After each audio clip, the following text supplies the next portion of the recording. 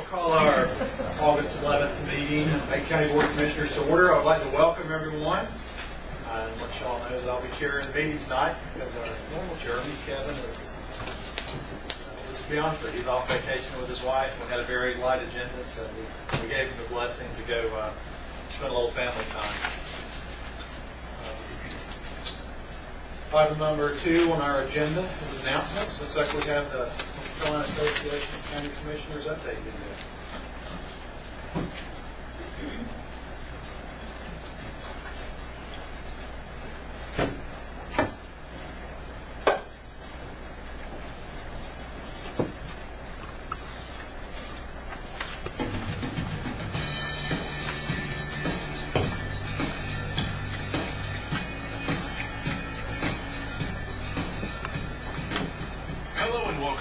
Update video for August 2015. This video was produced by the North Carolina Association of County Commissioners.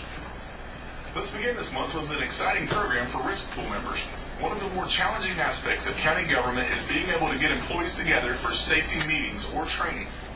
Even at the department level, many employees are working outside of the office, and it is a rarity to have all employees in one place at one time.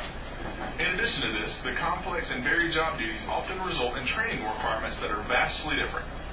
For this reason, the NCACC Risk Control Team has worked over the last several years to develop new and innovative ways to deliver training to the members of the NCACC risk management pools.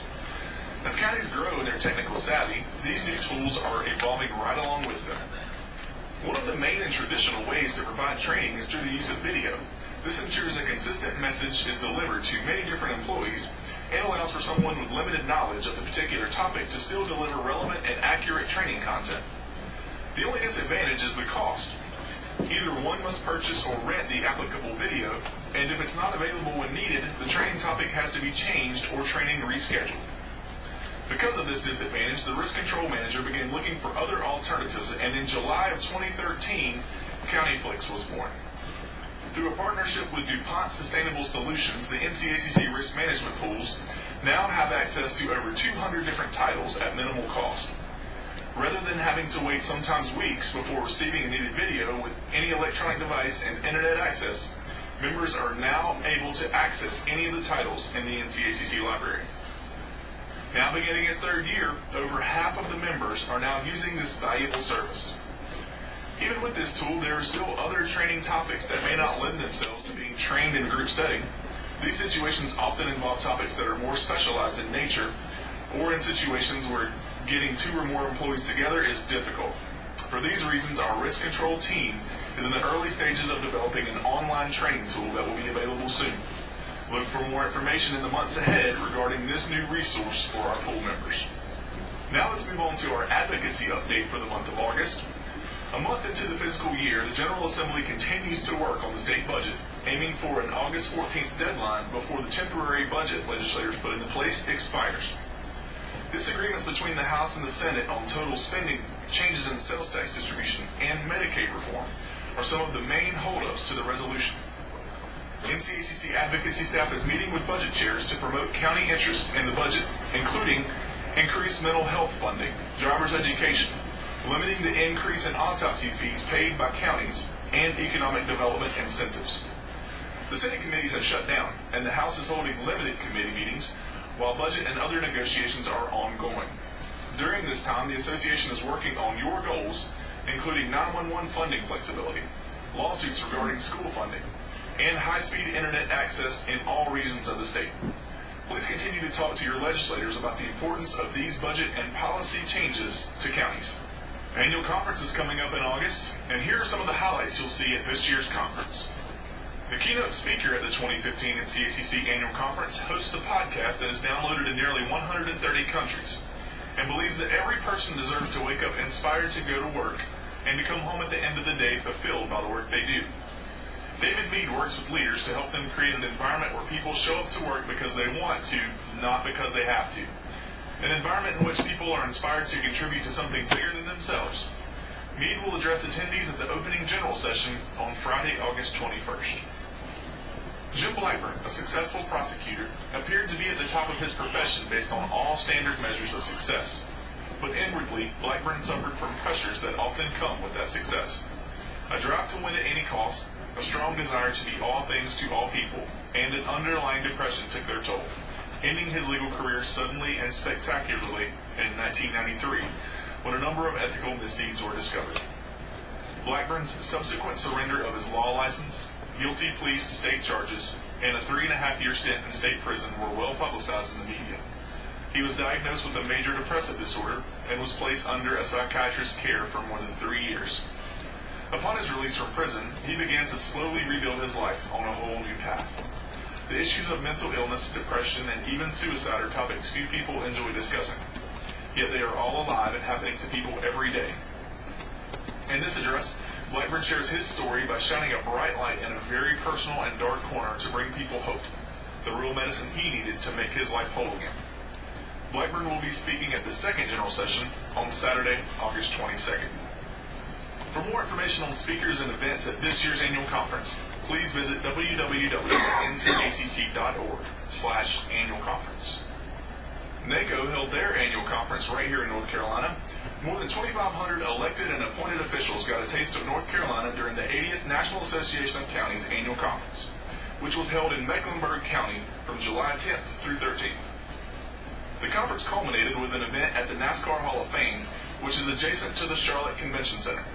Commissioner Sally Clark of El Paso County, Colorado, was sworn in as the president on the final day of the conference. Clark is the first commissioner from Colorado to hold the position. North Carolina saw a changing of the guard in its representation on the NACO Board of Directors, electing 2 new representatives. Washington County Commissioner Tracy Johnson was elected to the state's #1 seat, replacing Guilford County Commissioner Kay Cashin, who had represented North Carolina on the NACO Board for the past 6 years, but was ineligible to seek another term. The NCACC Constitution limits NACO directors to 3 2-year terms. NCACC past President Ray Jeffers was also elected to another open seat. Cashin, meanwhile, was reappointed to the NACO Board with a 1-year term as an at-large member by President Clark. Well, that's all we have for this month. If you'd like more information about any of the topics we've discussed here, please visit our website at www.ncacc.org or contact us via phone or email using the information on your screen. Thanks for allowing us an opportunity to keep you updated on what's happening with the NCACC, and thanks for your participation in our association. We'll see you next month.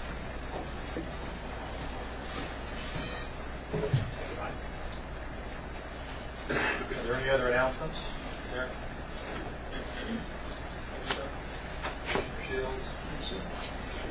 Mr. Chairman, we will be, this Saturday, and I'm sure you have an announcement about that coming up too. But also this Saturday is the Mountain Heritage Day at Cali School at the Heritage Center for Macon County. It's free admission, starts at 10 o'clock, goes to 4 o'clock. Got everything, face paint, antique cars, music, food. So we encourage everybody to come out to the Heritage Center and enjoy a good day after they Macon County Airport Open House, which is this Saturday from 10 a.m. to 2 p.m. So I'd like to see all of y'all there. That's what we have now. Anything else? Anything else, Paul? It's last night they had the first house session. We listened to all that. It didn't go over too well. So this morning at 5:30 an email was sent out. I think everybody got a response to that email. So that discussion continues. It affects this county, it affects Jackson County, Buckingham County. It's down to a 50-50, which is going to sell. It's 50% up to, in fact, which is much better than it was. But with a new estimate, it looks like the town of Franklin could be around a loss of around $55,000. Mr. Manager, would be about $200,000 a year. Still in the millions in Buckingham County. So they still having lots of discussions, a lot of things still up in the air. Teacher assistants, no budget is in sight really. We'll get a full report on Tuesday, go back to the on Tuesday. So it continues on. All right, we'll all rise and we'll observe a moment of silence and we'll ask Commissioner Hickman to lead us in.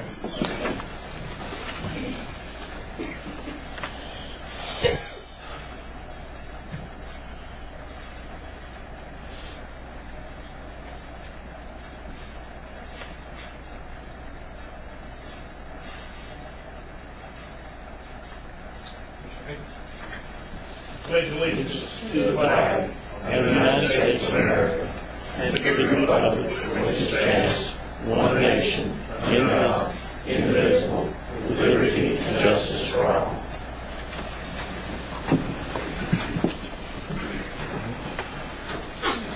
This is the latest edition of our facility public hearings. Public comment period. Looks like presently we have 3 people signed up to address the board tonight. Is there anyone else in attendance that would like to speak with us that's not signed up? Okay. I'm going to ask if you don't mind to try and hold your comments to 5 minutes. We've only got 3 signed up tonight, so hopefully it won't take too long. With that, we'll ask Dr. Gordon Mercer to approach us, and he's going to be talking about it's like Father's House Church.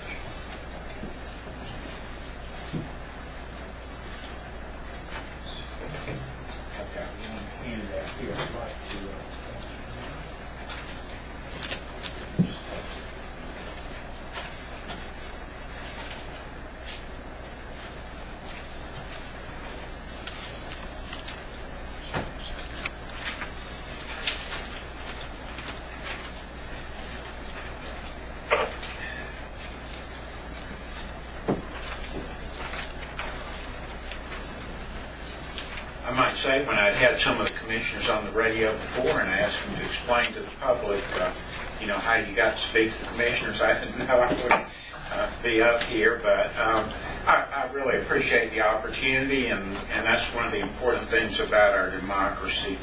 Of course, with all the things that we have seen in the press, and I think there was planned to be an attempt to cut our electricity off at the Father's house. But the problem is the electrical system there is connected to other houses, so that, made it a little difficult to just cut off the electricity of the church. But, of course, we are concerned. This is my church. I go there every week. We have a lot of people in the community. I think sometimes there may be a misunderstanding. We are a church. We have people coming in from all around the community.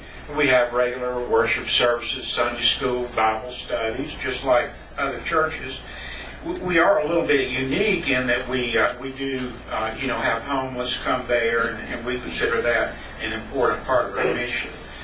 But what I want to talk to you today, I feel like one of the dangers of just stepping in and closing the church down is that we would be breaching the U.S. Constitution, because the U.S. Constitution in the First Amendment, it says Congress shall make no law respecting the establishment of religion or prohibiting the free exercise thereof of religion.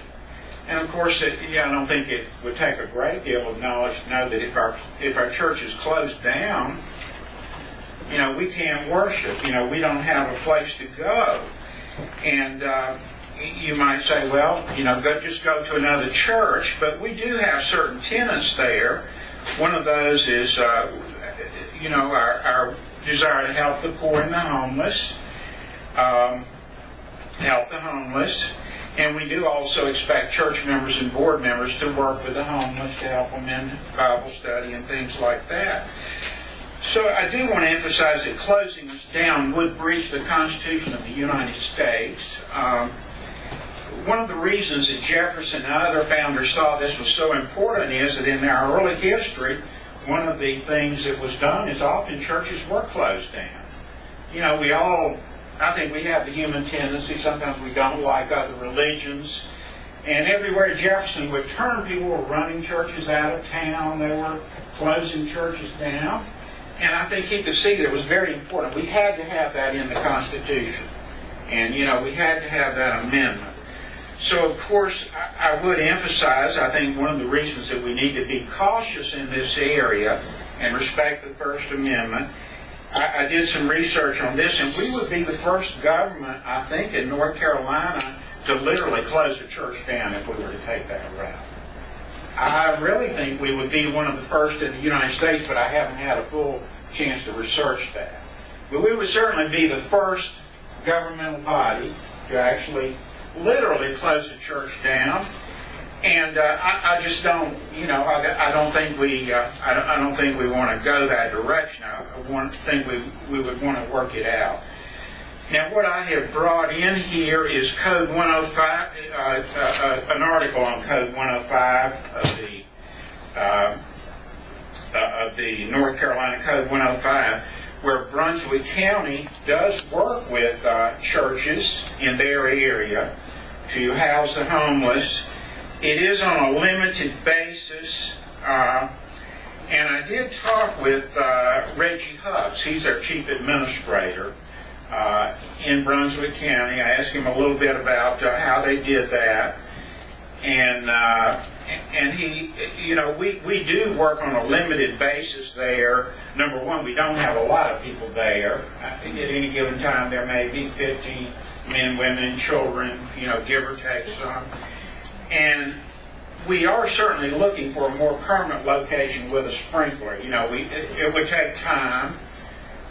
Our church is preparing to write some grants, and I think, Ronnie, that was one of your ideas, that we really ought to, try to do a little fundraising. We're working on that. We certainly respect what the commissioners advise us. But what he said for him to give a waiver of the sprinkler system, and again, we consider ourselves operating on a temporary basis. If you've got people housed there, you've got to have somebody that's awake and, on the lookout. He said that you've got to have proper exits that are marked, and you've got to have, adequate fire extinguishers, things like that. And I do know the inspector was talking with Mr. Monteith about, some of those things that they needed. We hope that conversation will continue. But I just wanted to stress that in addition to, we don't want to breach the First Amendment. I don't think we want to be the first county in North Carolina to close a church down. I think, I expect a lot of you in here have a home church, and, if your church electricity were suddenly cut off and you didn't have a place to worship, that is, again, under the First Amendment, denying your opportunity to worship, freedom of religion, that again, is one of the cruxes of our form of government, one of the bases of our Constitution. But again, I would just conclude by observing that, the Father's House is certainly willing to work with county officials. We are, trying to work to get grants. In the long run, maybe we can raise the money. Maybe we can find a place with sprinklers. But in the interim, I think Administrative Code 105, at least in terms of my conversation with officials, it could be a possibility. I just think we can get things worked out, and I just say as a member of that church that we will try to work with officials, and I think I probably conversed more with Ronnie Beal, and he said, well, you folks just have to engage in some fundraising, and you have to move in the directions of safety. And I think if it comes down to putting somebody on watch at night, that we do have a management system in place, and we certainly will. I just want the commissioners to understand that we will certainly respect safety. So thanks very much for the opportunity to speak with you here. Always a pleasure. Second, we have Ms. Karen Wallace from Macon County Public Library. Welcome. Thank you. Appreciate that. We were here a couple of months ago. I brought a couple of characters with me that day, Thing 1 and Thing 2. I think you probably remember them. So we wanted to come back and... they're busy reading. They're busy reading. We came to ask for an increase in funding at that time, and we know that you heard from many of our supporters, and we understand that you had some difficult choices to make, and you just weren't able to increase our budget at that time, and we certainly respect that decision. I know you've got a hard job to do. When I have to balance my budget, I think about the the challenges that both you and the state and the federal government all have to do, and I feel for you. So we do thank you for considering that increase, but I wanted to give you an update to let you know about a little bit more about library funding and services so far this fiscal year. And I'm happy to report that so far we haven't had to cut our hours or services. We've not had to lay off any staff. And here's how we've managed to do that. We focused on technology grants. Technology is a big part of our service and what we do. I've got one handout that this handout measures the technology that's used at the Macon County Library. And that's all 3 libraries in Macon County. We have a facility in Highlands, we have a facility in the Nantahala community, and of course the main library just outside of Franklin. So what you're looking at here with these charts demonstrate an increase in our technology use overall. Technology is a big part of the service that we provide to the people of Macon County, both with assistance and with access. And increasingly, you'll see that the computers that we use in the library for people to access the internet, to apply for jobs, to search for jobs, to get healthcare information, any number of things, that usage is going down. And the usage is going down for a couple of reasons. One is lots more people have their own devices. So what you'll see is the wireless use at our library going way up because people bring tablets, people bring laptops, and they're able to access information. Some people have their own computers and laptops to access information directly through our Wi-Fi network. Another reason I think that you'll see that figure is going down is because about half of our computers are over 8 years old. They're still using XP, which was discontinued for Microsoft support a year and a half ago. Increasingly, we can't meet the needs of the people of Macon County because we do have old computers. But we did go out and apply for some technology grants, and I'm happy to say that we received 2 grants of $25,000 total. One grant was $23,000, the other was 2. And that grant is replacing and upgrading some of our existing technology. It's replacing our self-check for people to check out their own books. It's replacing the theft detection gates so that we preserve our collection. People don't walk out the door without it, without checking out their books. But it's not replacing the 32 computers that have XP still on them. So we still have needs for our technology, but we've been very aggressive in looking for grants. I will note that we've been turned down for grants quite recently because they wanted us to show local funding support of technology for replacement of equipment. So that's a way that you could help us probably secure more grants if we had some matching from the county. Another thing that we did to help balance our budget was our insurance premium increases. We renegotiated our coverage. We saw only an 8% increase instead of the 17% that had been projected for us. But future rates are likely to rise. So we took care of it this year, and I'm hopeful that we can continue to manage those healthcare costs, but we take it 1 year at a time. The other method that we're using to try to balance the budget is increased fundraising efforts. We do the grant writing that I've already mentioned, but our Friends of the Library have long been a very critical supporter of the Macon County Public Library and its affiliates with Hudson Library and Nantahala Community Library. Our board, our friends, our staff are helping to bridge that budget gap. But this is not the best way to sustain excellent library service and convenient access for the people of Macon County. We can only raise so much money through fundraising efforts. And we know that you too want to ensure that people have the information and the access they need to make good decisions and to be good community members. So I'm happy to say that our first fundraising event is one that we're partnering with a local business, and it's called Books on Tap. I think you can probably guess where that one's going to be. It's at our new local brewery, and it's going to be October 1st. One of the brewery owners is a member of our library board, so we've been working closely with them.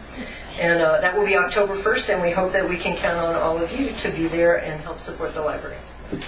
I'd be happy to answer any questions that you might have. If the state cuts continue, your state cuts have just been increased again. Your going to be cut from the state if we get the Senate budget hold. So that gap, like in the school and anything else, it comes from what we do. That's where your gap is, not the county, but the state. Yeah, the state has been decreasing our budget over the past several years. That's where we got, where people need to know where the gap is. It's not just moving to the state of North Carolina. So they certainly are a factor. We need to make that perfectly clear. That certainly is a factor. You're absolutely right. A huge factor. I've got 2 questions. Okay. Reiterate that date and time, October 1st, I believe it's going to be 5:30 to 7:30 at the Lazy Hiker Brewing Company. Second question, you mentioned insurance, that it didn't go up quite as much as y'all could. How do you, tell me, do y'all do dependent care, or do you just do your employees? Or Just our employees. Dependents are eligible to pay for themselves. They can pay themselves, but we do not cover any dependents of employees. Employees only. The statement was made during the budget thing. How many library cards were issued in Macon County? You know what I'm saying? In the past year or overall? Or about users of the library. Uh-huh. And maybe not you, but someone was making the presentation, said there was 32,000 library card holders. Do you remember that? Yes. Yes, and we have 26,574 at the end of July, at the end of June. And then I think you asked the question, is that the people that live in Macon County? Those are either people who live, work, or own property or go to school in Macon County. It's a pretty good percentage for 30. It is indeed. All 4 of my family members have one. I hope that everyone sitting here and everybody here has a library card, because you're paying for it through your tax dollars, but it doesn't cost you any extra to come and get a library card. And per capita support is, as Mr. Rowland shared with us last time, is about $25 for operating costs. If you just look at our operating budget, he brought in some other figures that make it higher through the maintenance and debt service for the library. But operating budget-wise, you're looking at about $25. That's the average cost of a hardcover book right now, is $25 to $30. So you can have one book, or you can have access to thousands, millions of books at this point, because we're part of NC Cardinal, which is a statewide library consortium with other public libraries in the state. And it needs to be said, you got the chairman of the board, Ms. Nancy Scott, is with us, and Ms. Finn, the library, will do a wonderful job. And so does Karen, of looking for this money under every rock. I don't understand. I see where you got turned down with the grants. I don't understand if they want a matching fund, but it was so. The way it was worded, for what I saw, Karen, was they didn't say to match what. They wanted to. A 90% match. They didn't. They weren't asking for a match per se, but they wanted to see a demonstration of local support for equipment. It means $2. it means when you've got half your computers that are 8 years old, that concerns them. No. Well, they said no at that time. This time around, You never know. we were a little bit more fortunate and ended up with about $25,000. Thank you very much. I appreciate it. Sure. Appreciate the update. Our third speaker is Lowell Monteith. He's going to be speaking about the Potter's House. Lowell was here at our last meeting. Welcome back, Lowell. How are you guys? 2 grants. One was 20. I just want to reiterate to you guys that I appreciate the opportunity to be able to come here and speak to you. And I know sometimes I come off a little pushy or a little on edge.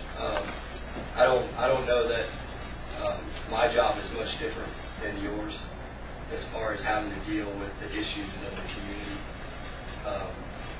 You guys get to see a lot of the more nice and clean side of the issues of this community, and I get to deal with the more dirty more difficult issues to deal with. But I just wanted to come personally and ask you guys, at the last meeting, we had a conversation, and you said that you will not bend the rules for anybody, correct? Does everybody remember that conversation we had? I believe it was Mr. Derek Rollin that said, we as a county will not bend the rules for anyone. That same week, World Changers was in town, and it was even sponsored by this board. There was a couple of people on your board that said, please come and fellowship with them, come to the local churches and spend time. Well, those children, it's over 300 people, most of them, about 80% of them children, stayed at the middle school here in Macon County, which has no fire sprinkler system. And so the whole purpose of everything that's going on here with Father's House and what the county is saying to me is because fire sprinklers are supposedly a life safety issue, but yet the county has accepted and approved for 300 minors, children, to stay in a facility that has no life safety system in place. And so to me, it seems as if there's a little bit of bias going on in the way that the county is making decisions about the ministry that I'm in. And so I'm not here to argue. I'm here to express to you guys how I feel, because it looks as if there's a little bit of bias happening. And so I want to also express to you that we are actively looking for a facility that meets and exceeds code. We are actively looking for funding. We are doing everything that we can possibly do. And I appreciate the fact that our power has not been shut off yet. But at the same time, I would respect and ask that I get the same respect that any other ministry that steps into Macon County gets. Because they come here for a week, and they may do all kinds of stuff, but the part of this county's budget, $100,000 goes to them every year to do what they do in this county. It might not be from this board. I think it's from the Macon County Housing Association. Has a recurring budget of $100,000 that goes to that group every year. And it's okay for them to put lives in danger. It's okay for 300 kids to be in danger sleeping in a facility with no fire sprinklers and no overnight fire watch. But That's not true. I've got obviously the world changed to a wonderful job. I'm not saying they don't do one. I agree. So you're talking a little bit. So you said they have no fire watch. They do have fire watch. World Changers has their own rules. They have a set of rules that we have to abide by. They have to abide by through the county, through the fire marshal, through the schools, which owns the building. It has to be approved by the school board. So there's a lot of things here besides just sprinkler system when it comes to World Changers. We do have children of all ages who come to World Changers. And they provide a service that can't be replaced in this county to help people with house difficulties. So, you just need to have the facts straight.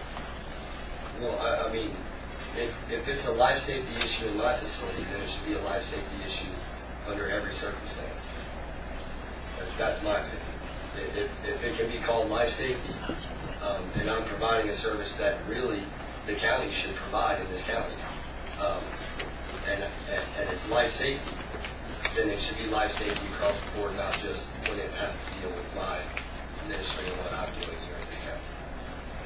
And I'm not here to argue with you. I'm just here to express the fact that I don't understand why one ministry is treated differently than another. How do you practice though? I haul it off with my truck. About once a week. Once a week, I haul the trash off with my truck. We just wondered, we have complaints today about trash stuff. I just wondered if you have to. Yeah, when I leave here, I'm going back there to load up trash. I said it as I told you earlier. I'm going to load the trash and pick it up. But I don't have the community support that a lot of other things in this community have.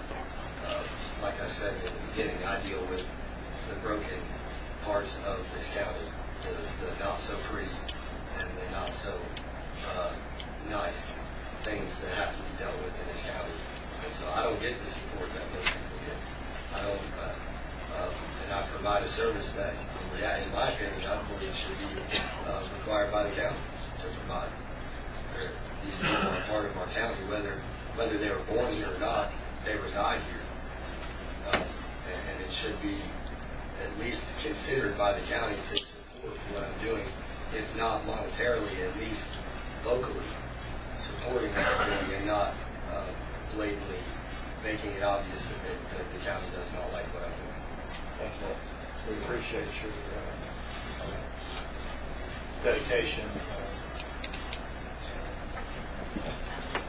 service for what you do. You have all this respect for what you do.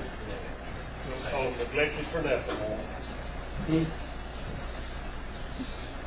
Appreciate you guys, both of you.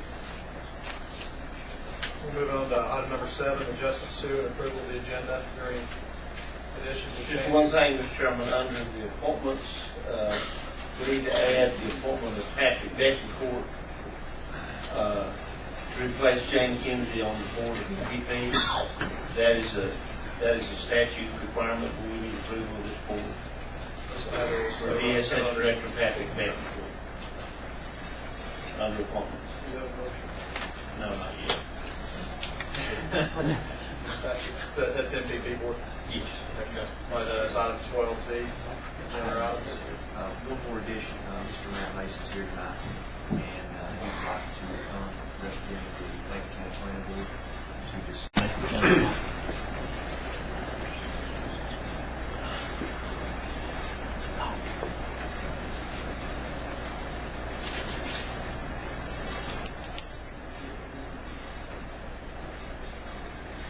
Commissioner Bill?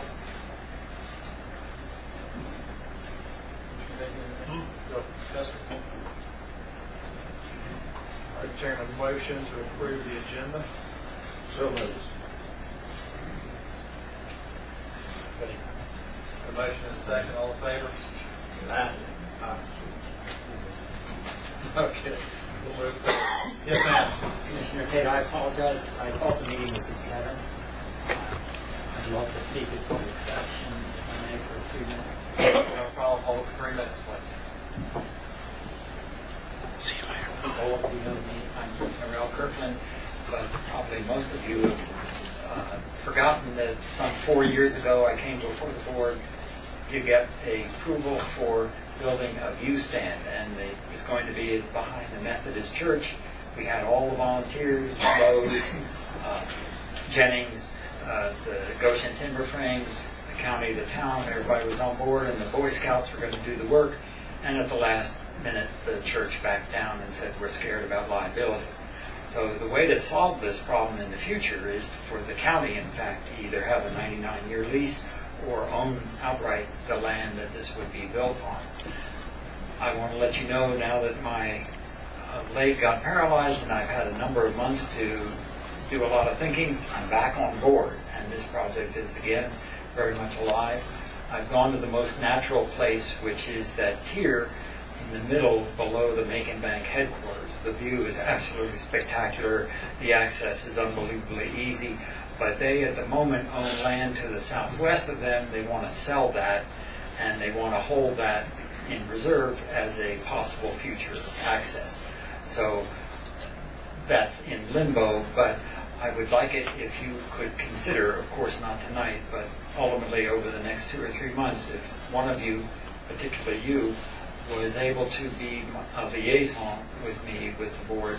I will have probably Joe Collins as my liaison with the town, assuming all goes well in his political future. And this time, I won't be tying in with the church. I will try to tie it in with the county. And just to give you a quick synopsis, it's intended for the benefit of the citizens that live here. This is not supposed to be a tourist draw. I'm not closing it to them, but those of us who live here and are not up on a high tier, we see a glimpse of the mountains on 28, say, just below Sanderstown Road, and if you have business at Bank and Bank headquarters, but otherwise we don't get a chance to enjoy it. And I want a place where the families can go, have a picnic, relax, and maybe see the sunsets relax. Thank you.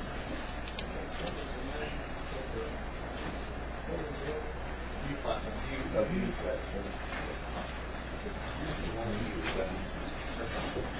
right, we'll move on to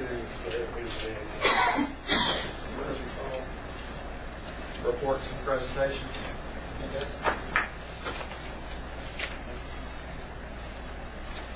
Under all business, moving quickly tonight. Morning, Harvey Baptist here.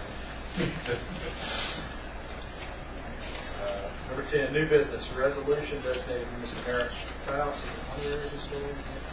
Mr. Chairman, we've, for the past several years, and I think we've been doing the last couple of years, but we've had the pleasure of some past historians have been Barbara McRae, Margaret Ramsey, and we would like to recognize Mr. Merrick Phelps. He has worked diligently, he and his family, for a lot of things to make the county a historian.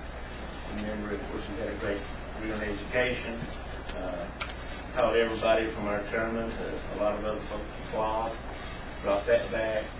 He's always had a community spirit. Of course, he is the editor of the worldwide famous Vernon County News, and literally worldwide. Goes to one time going to Japan and other places. So we would like to recognize right on Saturday, Mr. Phelps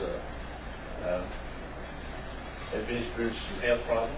And some of these folks we need to, that's been a real asset to our community over the years, needs to be recognized while we have the opportunity. So, Mr. Chairman, I'd like to make a motion that we authorize the resolution designated Mr. Merrick Phelps as an honorary historian in Macon County. Second. Discussion. All in favor? That we don't know the exact time, depending on, but it will be sometime Saturday, probably between 12 and 1 o'clock at the Heritage Center. So we don't know the exact time, but that's when we get that. Get it to Derek, and as many can show up. We certainly don't miss that. Thank you.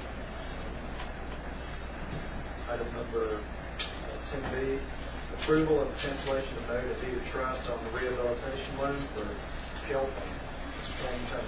Just briefly, Macon County Housing has a rehabilitation program whereby they loan monies to do rehabilitation projects on homes. If the homeowner satisfies certain conditions, then those loans are excused after a certain number of years. Ms. Gilfund, Victoria Gilfund, back in 2000, borrowed some money under this program and had some rehabilitation going to her home. She has met and satisfied all criteria of that loan, and that deed of trust that secured the loan should have been canceled several years ago. Apparently got time. In any event, she, through her counsel, requested that matter be canceled the record. I've spoken with Mr. Day, confirmed that it would be appropriate for it to be canceled the record. I've prepared satisfaction of security interest for the purpose of doing that. And I would ask that you approve that with one change. In the course of looking at it after I got here, I realized that I had incorrectly spelled Ms. Gilfund's last name. And so we're going to take care of that, and I'll get with Mike there. Motion approved with no changes. Second. Motion second, discussion. All in favor? Thank you, Justin. Item 10C, Mr. Matt Mason. Macon County Comprehensive Plan. Thank you, Mr. Chairman. At our last planning board meeting, we brought up the old comprehensive plan and actually went through it. I gave a summary of some of the changes that have happened, educational changes. We've revitalized a lot of schools. We've done some parks and rec upgrades that have not been incorporated in the plan. But we've also hit that 5-year mark where we need to start re-looking at it and updating it in order to maintain the comprehensive transportation plan. And the reason we need to look at update it is the transportation plan is what allows the DOT to fund all of our major road projects.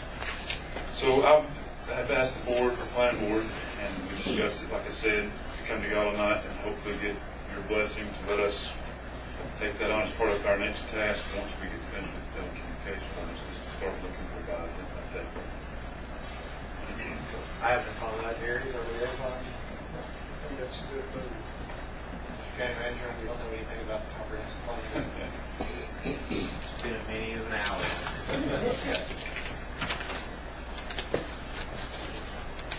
I don't think we necessarily emotion, maybe go shake some out ahead. Thank you, gentlemen. Let me just follow up on Matt. And I thought I had it in my calendar, but we will be having an RPO meeting here in Macon County. About the transportation plan that's coming together. Road bloggers will be here, and division engineers will be here. I don't have that in front of me today at the time. I believe it's on Thursday. I will get that to you, and Derek will get that out, so any commissioners can be there. I sure want you. So this is what, it's a point system, and we won't get into all that, and you'll certainly be there. And things work on not only the municipality, but on the corridor going down Georgia Road. So that hasn't made the cut so far, but we need a lot of folks there, and we'll get that. Road bloggers will be here. People from the trolley will be here from the DOT. Have you got that, Derek? It's on Thursday, but we'll get that. And just so we put that out there every month. I'll try to have the time. Thank you. Item number 11, consent agenda. Would anybody like to have anything removed? Further discussion, if not, we'll entertain a motion for approval. Motion to approve the consent agenda. Okay. Motion and second, discussion. All in favor? Item number 12, appointments. We have 3 seats on the Economic Development Commission. Looks like we have 3 applications. I believe all 3 of those people are current. They are, Mr. Chairman, these are, as liaisons to the Economic Development Commission, Mr. Chairman, you and I are the liaisons to that. These 3 folks are eligible for reappointment. They've all 3 been very productive. You have Roger Clemens and Steve Chenoweth and Mark West. And all 3 are very active in the Economic Development Commission. And I would ask that all 3 of these be reappointed. That's the motion. Motion and second. All in favor? Also, under B, with Patrick Beckingport, the DSS Director for Macon County. We have 2 people will be today. He will replace Jane Kennedy, of course, on the MVP board, which is an ongoing. He's on that board, but he does need the blessing of this board. So with that, I make a motion that Patrick Beckingport replace Jane Kennedy on the Macon Program for Progress Board of Directors. Motion. Second. All in favor? Need for a closed session. No, sir. Media probably loves me. Less than an hour. Motion to adjourn. So moved. On the 25th, you only talked about the 25th, about 3 4 years time. Hurry up. The 25th, of course, is dedicated to Park and Meadows. It's over Tuesday night. Starts at 6 o'clock. 6 to 10, free food, live music, and we'll be giving tours of the park. We're very excited about it, and we'll be happy to give the community and citizens of Macon County an opportunity to have the first day.